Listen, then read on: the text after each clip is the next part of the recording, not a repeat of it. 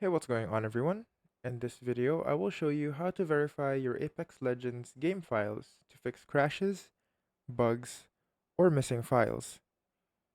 If you're using Steam, open Steam and go to your library. Once you're in the library, find Apex Legends in your games list, right-click, and click on Properties.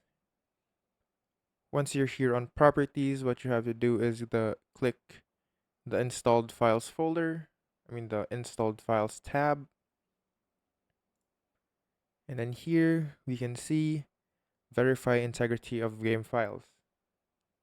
Click that and Steam will start scanning your game files.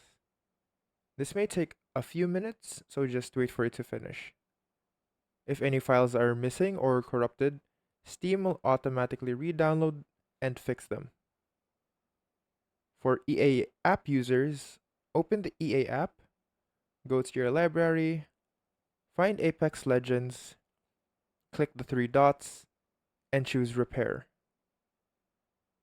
The app will check and fix your game files automatically.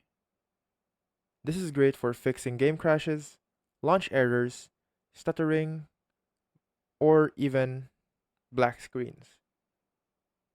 And that's it. That is how to verify Apex Legends game files.